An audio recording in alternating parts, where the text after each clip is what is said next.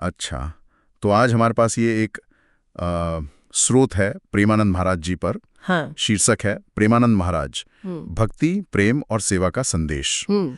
तो ये स्रोत एक ऐसे संत के बारे में है जो श्री राधा कृष्ण भक्ति परंपरा से हैं। हाँ। और जिनका मूल संदेश प्रेम, भक्ति और सेवा के आसपास ही घूमता है। बिल्कुल। इसमें एक लाइन मुझे खास लगी, सेवा ही सच्ची पूजा है। चलिए इसमें थोड़ा और गहरा उतरते हैं। हाँ बिल्कुल। और दिलचस्प बात यह है, जैसा स्रोत में बताया गया है, कि ये संदेश सिर्फ कहने के लिए नहीं है, ये उनके उपदेशों की, आप कह सकती हैं, आत्मा है। इसमें ये बात साफ उभरती है कि भाई ईश्वर सिर्फ मंदिरों में या मूर्तियों में नहीं है, वो तो हर जीवित प्राणी में है। अच्छा। इसलिए जैसा स्रोत कहता है, किसी भूखे को खाना खिलाना या किसी दुखी की मदद करना, वो भी पूजा ही है एक तरह से। सीधे ईश्वर तक पहुंचने का रास्ता बन जाता है। और इसी भक्ति भाव को दिखाने के लिए वो अक्सर राधे राधे बोलते हैं। हाँ, सुना है। स्रोत के मुताबिक ये उनके लिए सिर्फ मंत्र नहीं, बल्कि उनकी भक्ति का पूरा सार है उसमें। और ये बात उनके व्यक्तित्व में भी दिखती है ना, जैसा स्रोत में लिखा है। हाँ बिल्कुल। माथे पर वो पीला तिलक, चेहरे पर एक बिल्कुल निर्मल सी मुस्कान, और गले में अक्सर फूलों की माला या कभी राधा नाम का वो चिन्ह। हाँ, ये सब मिलकर एक बहुत ही शांत और प्रेमपूर्ण छवि बनाते हैं। स्रोत में इसका जिक्र है। स्रोत ये भी बताता है कि उनके प्रवचन सिर्फ हिंदी में नहीं, गुजराती वगैरह में भी होते हैं। हाँ, कई भाषाओं में होते हैं और उनमें एक खास तरह का भक्ति रस होता है। ये भक्ति रस, इसका क्या मतलब है? क्या स्रोत इसे समझाता है? हाँ, स्रोत के हिसाब से भक्ति रस का मतलब है कि उनके प्रवचन सिर्फ जानकारी देना नहीं है। अच्छा। वो एक ऐसा भावनात्मक माहौल बनाते हैं, भक्ति का माहौल, जो सुनने वालों के सीधे दिल तक पहुंचता है। अच्छा, मतलब सिर्फ समझना नहीं, महसूस करना। हाँ बिल्कुल। हाँ। विचारों को महसूस करना।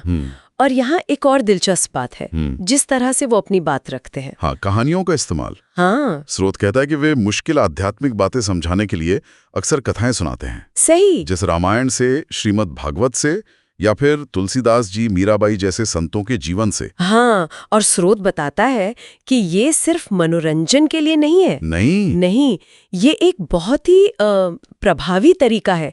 इससे होता क्या है कि जो गहरे आध्यात्मिक सिद्धांत हैं जी, जो शायद शास्त्रों में बहुत जटिल लगे, वो रोजमर्रा की जिंदगी और अपनी भावनाओं से जुड़ जाते हैं, कहानियों से।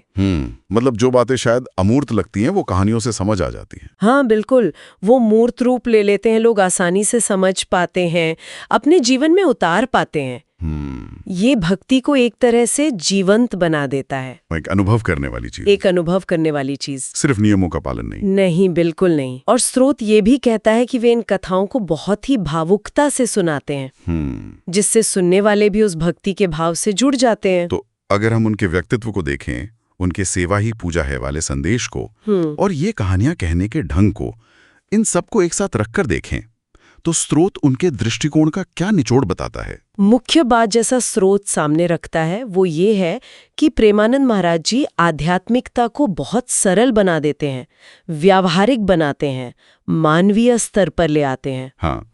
भक्ति कोई मुश्किल कर्मकांड नहीं, बल्कि प्रेम और सेवा से जीवन जीना है। हर इंसान में ईश्वर देखना और उसकी सेवा करना, बस यही सच्ची भक्ति है। ये उनके संदेश की बिल्कुल नींव है। ये वाकई में आध्यात्मिकता को जमीन से जोड़ने वाला नजरिया है, काफी अलग है। बिल्कुल, और ये हमें सोचने पर भी मजबूर करता है। किस बारे में? देखिए, स्रोत तो मुख्य रूप से उनकी शिक्षाओं और व्यक्तित्व पर ही केंद्रित है, लेकिन ये एक बड़ा सवाल खड़ा करता है ना, कि आज की जो हमारी भागदौड़ वाली जिंदगी है, उसमें ये सेवा ही पूजा है वाला सिद्धांत, ये पारंपरिक धार्मिक जगहों या प्रथाओं से बाहर निकलकर हमारे रोज के जीवन में, हमारे काम में, हमारे रिश्तों में और किन नए रूपों में सामने आ सकता है। अच्छा, मतलब सिर्फ दान पुण्य या मंदिर सेवा नहीं। हाँ, उससे भी आगे ये कैसे हमारे रोजमर्रा के व्यवहार में दिख सकता है, इस पर सोचा जा सकता है।